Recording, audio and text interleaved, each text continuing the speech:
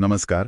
आज आपण एका अशा महत्त्वाच्या गोष्टीबद्दल बोलणार आहोत जी आपल्या आजूबाजूच्या सगळ्या इमारतींना सुरक्षित ठेवते. IS 875. हो, हे आहे इमारती आणि संरचनांवर येणाऱ्या भारांसाठीचं भारतीय मानक, अर्थात भूकंपाचा भार सोडून. बरोबर. आपल्याकडे ह्या मानकाच्या वेगवेगळ्या भागांची सविस्तर माहिती आहे. तर आज आपण याचा एक आढावा घेऊया. हे मानक काय आहे आणि ते इमारतींच्या सुरक्षितेसाठी इतकं महत्त्वाचं का आहे हे समजून घेऊया. अगदी. विचार करा, आपण ज्या इमारती वापरतो त्या आयुष्यभर कितीतरी प्रकारचं वजन पेलत असतात, की नाही? हो, खरंय. स्वतःचं वजन असतं, मग त्यात राहणारे लोक, सामान. हो, लोकांचं वजन, फर्निचर, उपकरणं एवढंच नाही तर वाड्याचा जोर, खूप काही.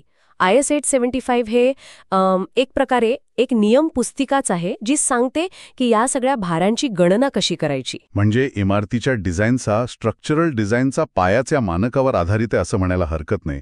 सुरुवात कुठून होते? म्हणजे पहिला भाग काय सांगतो? सुरुवात होते भाग 1 पासून. त्याला म्हणतात मृतभार किंवा डेड लोड्स. Dead load. हो, हे म्हणजे इमारतीच्या स्वतःच्या स्ट्रक्चरचं वजन. म्हणजे समजा भिंती, स्लॅब्स, बीम, कॉलम. अच्छा, म्हणजे जे कायमस्वरूपी भाग आहेत त्यांचं वजन. अगदी फरशी आणि प्लास्टर सुद्धा. हे वजन इमारतीच्या आयुष्यात सहसा बदलत नाही, ते कायम राहतं. अच्छा, म्हणून त्याला मृतभार म्हणतात. समजलं. बरोबर. आणि यासाठी मानकामध्ये प्रत्येक मटेरियलची म्हणजे कॉन्क्रीट, विटा, स्टील यांची घनता म्हणजे युनिट वेट दिलेलं असतं. त्यामुळे इंजिनियर्सना त्याचं अचूक वजन काढता येतं. हे झालं इमारतीचं स्वतःचं वजन. पण इमारती तर रिकाम्या नसतात कधीच. त्यात माणसं असतात, फर्निचर, इतर सामान. याचं काय? अगदी बरोबर प्रश्न. त्यासाठी आहे भाग 2. हा आहे आरोपित भार किंवा इम्पोज्ड लोड्स. याला लाईव्ह लोड्स असंही म्हणतात. Live load? जिवंत भार? हो, कारण हे भार इमारतीच्या वापरानुसार बदलतात. म्हणजे घरात राहणारे लोक आणि त्यांचं फर्निचर, किंवा ऑफिसमधले कर्मचारी आणि त्यांची उपकरणं, लायब्ररी असेल तर पुस्तकांचं वजन, दुकानात मालाचं वजन. अच्छा, म्हणजे इमारतीचा वापर काय आहे यावर हे अवलंबून असतं. अगदी.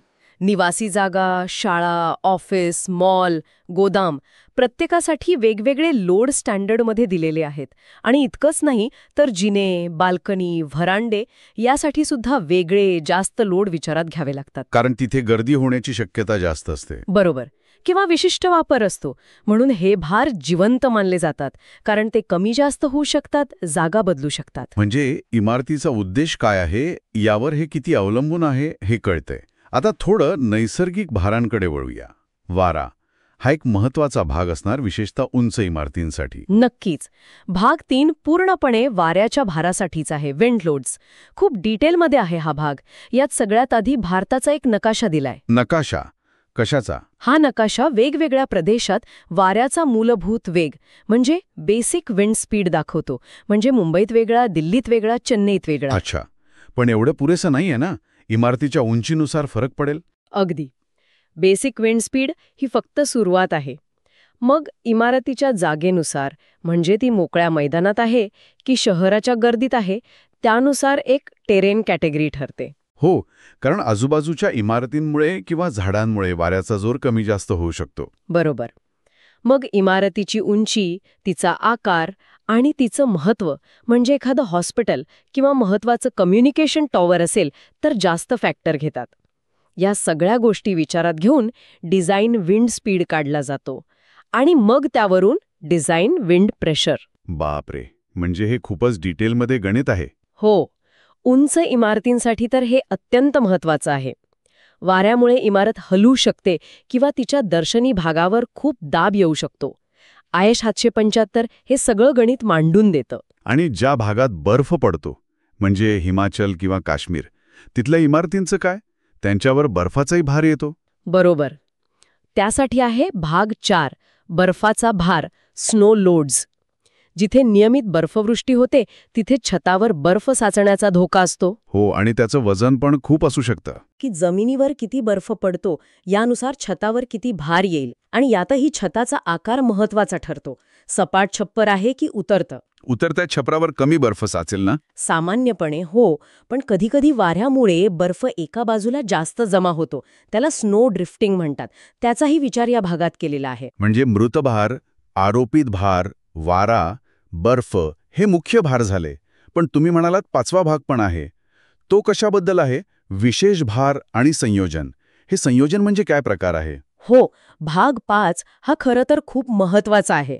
यात काही विशेष भार येतात जे नेहमी नसतात, जसे की तापमानातील बदलामुळे स्ट्रक्चरमध्ये येणारे स्ट्रेस, पाण्याच्या टाकीतला दाब किंवा तळघराच्या भिंतीवर मातीचा येणारा दाब. अच्छा. पण याचं खरं महत्त्व आहे भार संयोजन म्हणजे लोड कॉम्बिनेशन्समध्ये. इथे खरी कसोटी लागते डिझायनरची. लोड कॉम्बिनेशन्स म्हणजे काय? म्हणजे असं बघा, कोणतीही इमारत एकाच वेळी फक्त एकाच भाराला सामोरी जात नाही. तिच्यावर स्वतःचं वजन, डेड लोड तर कायम असतंच. हो. मग त्यात लोक आले तर आरोपित भार इम्पोज लोड पण आला. त्याच वेळी जोरात वारा सुटला तर वाऱ्याचा भार विंड लोड पण आला. अरे हो, म्हणजे एकाच वेळी अनेक भार असू शकतात. अगदी. तर भाग 5 अशा अनेक संभाव्य परिस्थितींचा विचार करून लोड कॉम्बिनेशन्स देतो.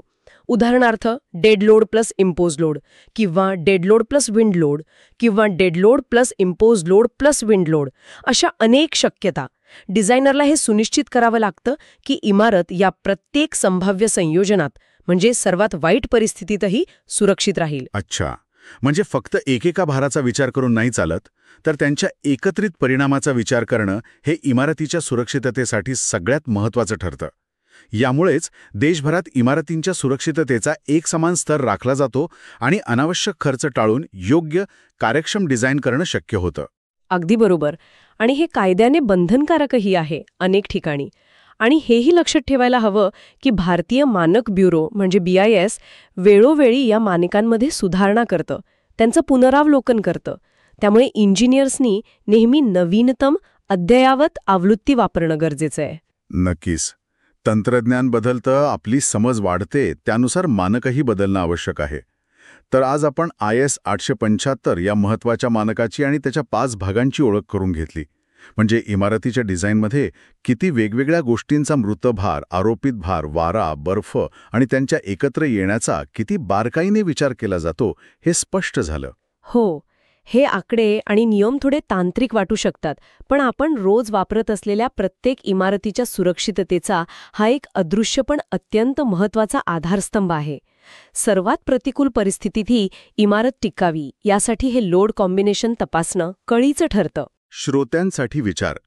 आपण ज्या इमारती, पूल वापरतो त्या उभारताना त्यांच्यावर येणाऱ्या इतक्या वेगवेगळ्या अदृश्य पण शक्तिशाली भारांचा आणि तेही एकाच वेळी येणाऱ्या अनेक भारांच्या संयोजनाचा विचार केला जातो, याची आपल्याला कधी कल्पना आली होती का?